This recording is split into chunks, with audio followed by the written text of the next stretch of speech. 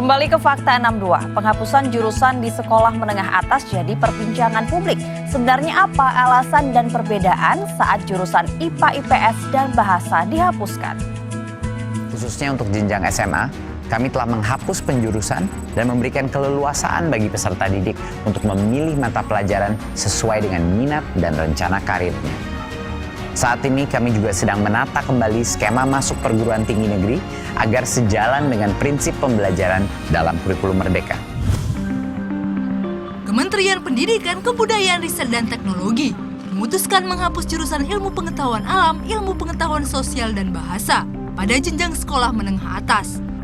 Jurusan SMA dihapus karena selama ini menimbulkan ketidakadilan karena orang tua mempunyai kecenderungan memasukkan anaknya ke jurusan IPA agar memiliki pilihan program studi yang lebih luas ketika mendaftar perguruan tinggi. Kita menghilangkan diskriminasinya kan terhadap jurusan IPS dan Bahasa yang tadinya didiskriminasi, tidak boleh masuk ke prodi-prodi IPA itu di perguruan tingginya. Ini kita bongkar sekat-sekatnya sehingga semua murid itu punya kesempatan yang sama dan justru mereka didorong untuk eksplorasi minat bakatnya secara sistematis.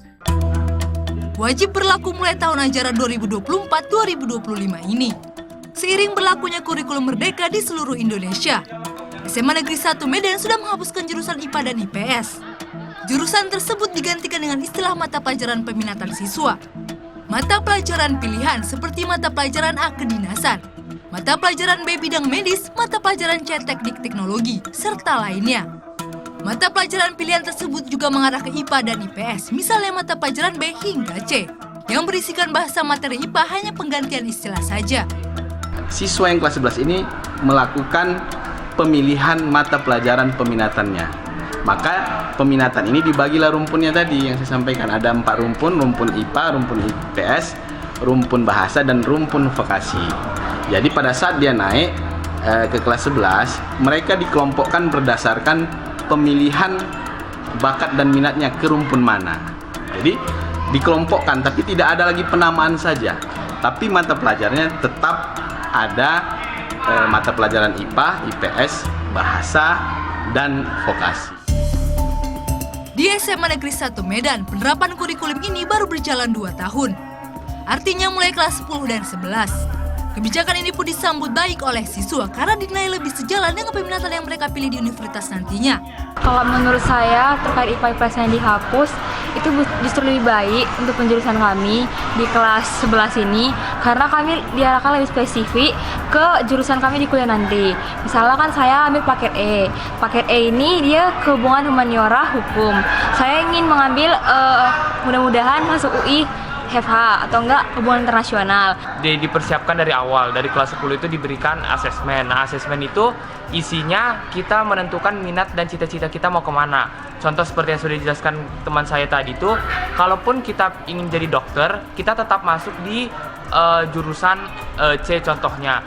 Di situ mata pelajaran yang sebelumnya ada di kelompok IPA contohnya seperti kimia sudah tidak dipelajari lagi, tapi mereka akan jauh lebih spesifik untuk mempelajari kimia dan biologi. Contohnya seperti itu. Peniadaan jurusan di SMA merupakan bagian dari implementasi kurikulum Merdeka yang sudah diterapkan secara bertahap sejak tahun 2021. Dengan demikian tidak ada lagi jurusan IPS, IPA, dan Bahasa di sekolah menengah tingkat atas. Itu pemerintah pusat pun kami melihat ini mau mengarahkan ke depan anak-anak kita ini terarah ke perguruan tinggi dan jurusan mana dia. Makanya sebagian sekolah swasta saya lihat itu sudah ada itu di kelas 11-nya kelas kedokteran, kelas ini, jadi sudah diarahkan anak itu kemana arahnya, sehingga namanya merdeka, maka bebas dia memilih pelajaran tambahannya. Dalam kurikulum Merdeka, pelajar tingkat kelas 11 dan 12 SMA bisa memilih mata pelajaran secara lebih leluasa, sesuai minat, bakat, kemampuan, dan aspirasi studi lanjut atau karirnya. Yono Syaputra melaporkan untuk NET.